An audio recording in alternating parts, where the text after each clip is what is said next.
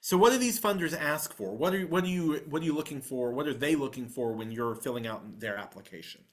They're going to want your 501c3 determination letter. That letter that from the IRS or that you may get from the IRS, keep a copy of that. Scan it. Keep multiple copies of it in different places so that you don't ever lose it, because you got to pay the IRS to get them to send you a new copy, and it doesn't quite look the same. But that 501c3 determination letter, it looks very plain. It looks very government chic. It does not look fancy at all, but that is your golden ticket, okay? Keep a copy of that because people are going to ask you for it over and over and over and over again. Now, they can go on the IRS website and look you up and find out whether you have a current tax exemption, and they will do that, but they want that letter. They're going to want a list of your board members.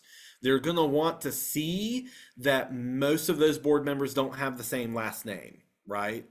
They're going to want to see that these board members come from different parts of the community. They're going to want to see that you have a diverse board. They may even ask you about the demographic makeup of your board.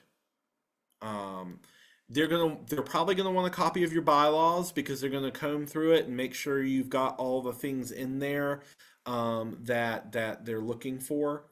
Um, they're gonna ask for a copy of your annual operating budget. This is why I say you've got to have an independent board of directors who approve an annual budget, because they're gonna want a copy of your operating budget for the current year. They're gonna want to see not just how you're raising and spending money, but they're gonna want to see that you know how to raise and spend money and that you know how to plan and manage. That's a part of their due diligence. And they're going to want to see the last 990 that you filed or any other kind of financial report, right?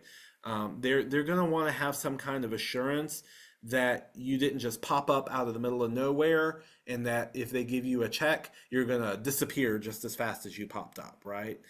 They may ask you for audited financial statements depending on the size of the grant, the size of your organization.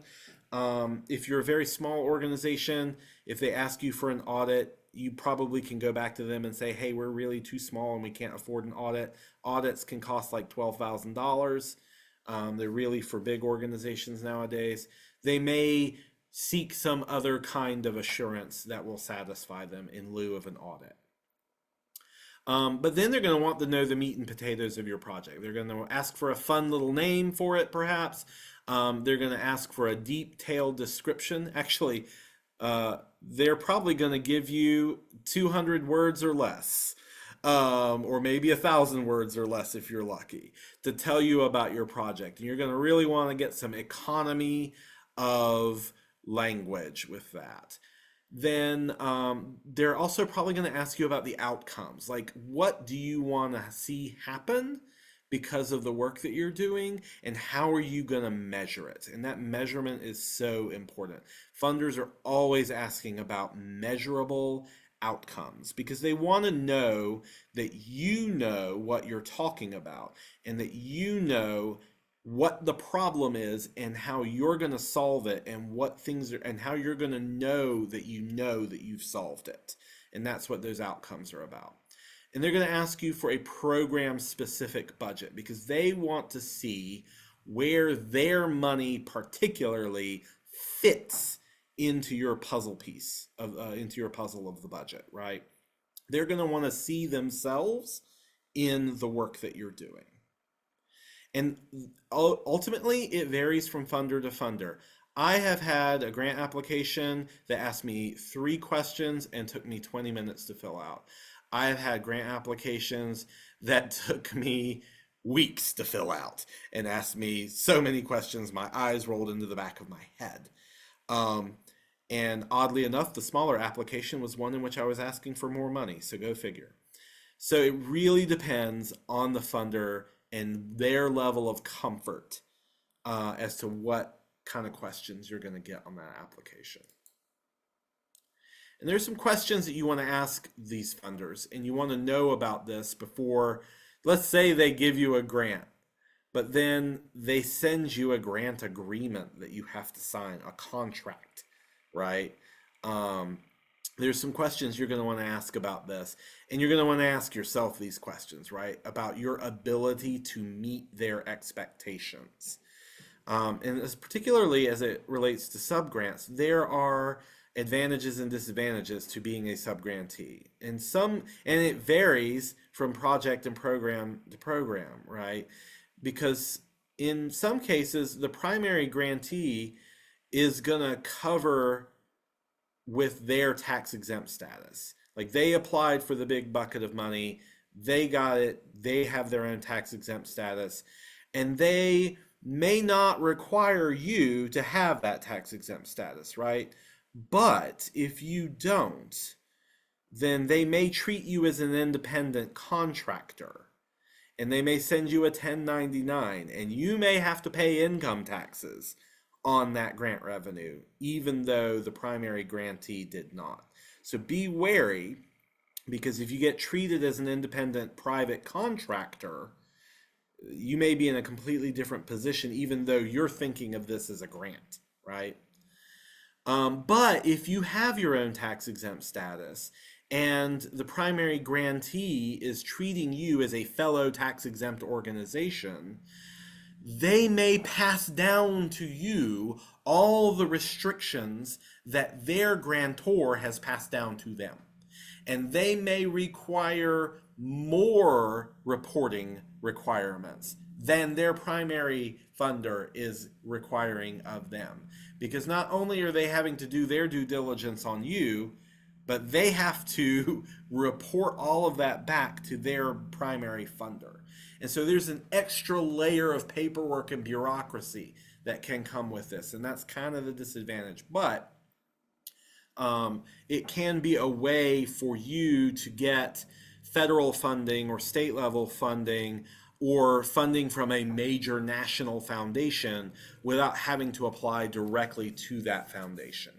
And usually those other nonprofits that get a big grant and they're subgranting it out, they're issuing formal requests for proposals for that. Oops.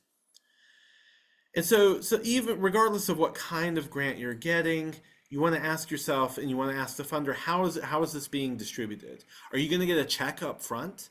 Is it going to be an electronic funds transfer where you've got to log into their portal and give them your bank information, your organization's bank information, not your own?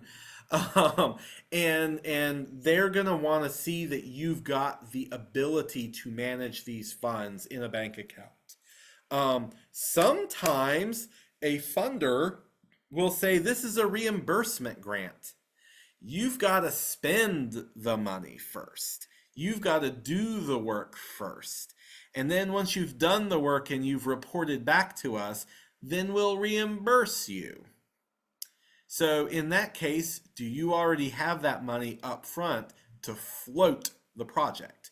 And that can be very unfair in those cases.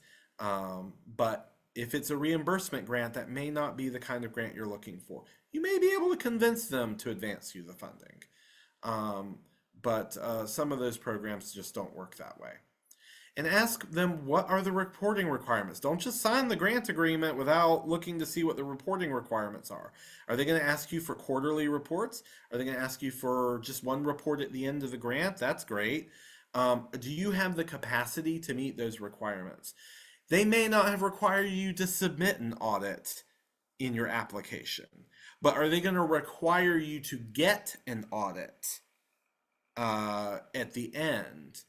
Are they gonna pay for you to have an audit? Probably not.